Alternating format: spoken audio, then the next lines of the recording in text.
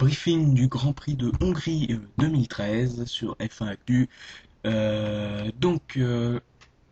Pour faire déjà un grand mot, le circuit, c'est le deuxième plus lent de la saison après Monaco, évidemment. Donc, on peut peut-être s'attendre à une course un peu ennuyeuse, mais on prévoit des températures assez incroyables. On pourrait même entrer dans l'un des grands prix les plus chauds de toute l'histoire de la Formule 1.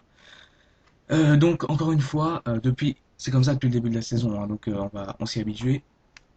Le facteur pneumatique va être au centre des regards. Pourquoi? Parce que Pirelli apporte ici encore des nouveaux pneus. Hein, je sais plus combien de fois qu'ils changent ça depuis le début de l'année.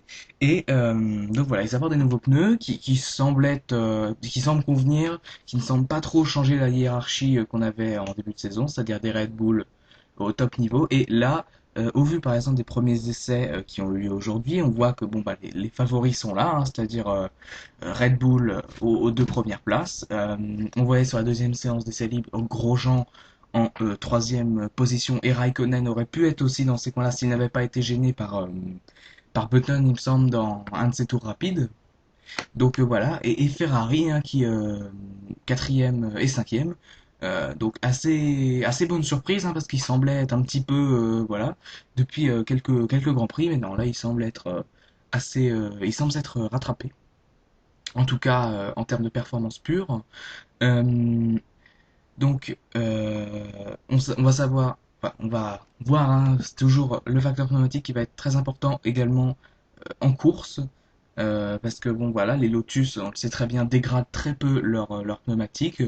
Donc elles font partie des grands favoris, hein. Red Bull et Lotus, on peut dire globalement que ce sont les deux grands favoris et que donc les deux pilotes favoris semblent être Raikkonen et Vettel, mais faire toujours attention à Mark Webber et Romain Grosjean qui peuvent toujours faire des très bons coups, hein, comme on a pu voir en Allemagne, Romain Grosjean qui aurait très bien pu faire mieux que son coéquipier, voire pourquoi pas jouer encore mieux la gagne. Enfin, il a joué la gagne, mais voilà, il s'est pas imposé. Il aurait pu s'il n'y avait pas eu cette voiture de sécurité au 23e tour avec la Marussia de Jules Bianchi.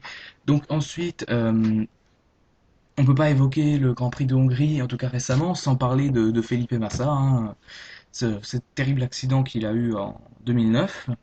Donc pendant la Q2, la deuxième partie des qualifications, donc il s'est pris un ressort dans le casque. Donc ça l'a assommé, il allait se mettre directement dans le mur. Bon bah voilà, ça a stoppé court sa saison. De toute façon la Ferrari était ratée, hein, donc voilà. Mais bon, c'est sûr que ça va être un des pilotes qu'on va regarder avec pas mal d'attention, en espérant qu'il puisse faire un beau résultat parce que bah, depuis quelques grands prix ça ne va pas du tout. Tête à queue en Allemagne au quatrième tour, voilà, euh, il est parti tout seul. En Grande-Bretagne, il a été victime, donc c'était pas de sa faute, mais d'une des très nombreuses explosions pneumatiques. Mais il s'était déjà mis dans le mur aux essais. Au Canada, dans le mur aux qualifications. À Monaco, deux fois dans le mur, une fois en essai libre 3 et une fois en course. Donc voilà, il multiplie les sorties de piste et je pense qu'il commence à coûter cher à Ferrari, hein, parce que bon, changer les pièces et tout, ça va commencer à faire un peu beaucoup.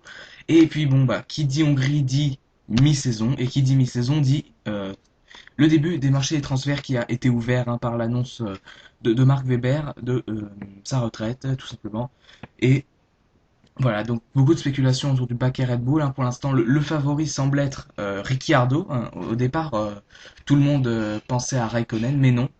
Pour l'instant, ça semble être Ricciardo, parce que Raikkonen semblerait apparemment vouloir rester chez Lotus. Alors Vergne apparemment a été écarté hein, du baquet Red Bull, hein, même si bon, il y croit toujours, hein, c'est toujours bien.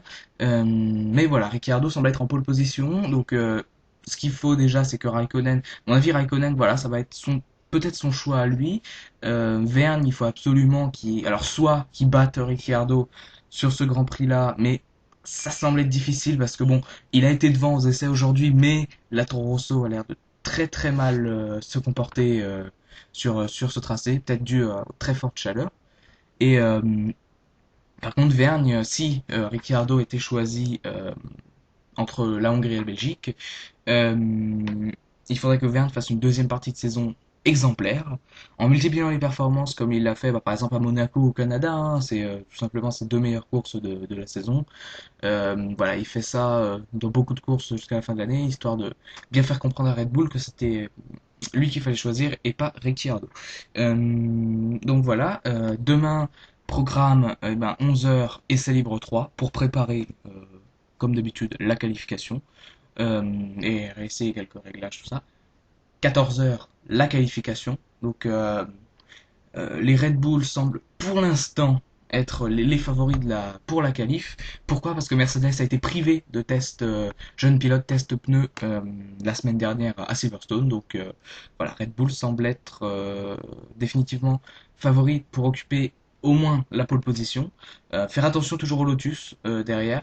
Par exemple, on a vu Romain Grosjean aujourd'hui très très rapide sur un tour. Pareil pour Raikkonen, même si bon, il n'a pas pu le montrer à cause de sa petite gêne par Jenson Button, mais bon, voilà, ça reste très très ouvert et la course va l'être et à mon avis les Lotus vont pouvoir performer un grand coup parce qu'on sait que même si les Red Bull sont en termes de performance termes de performance pure les voitures à battre, il y a toujours ce problème de dégradation des pneus même si les pneus sont désormais plus endurants, voilà, toujours les Lotus qui auront l'avantage donc voilà.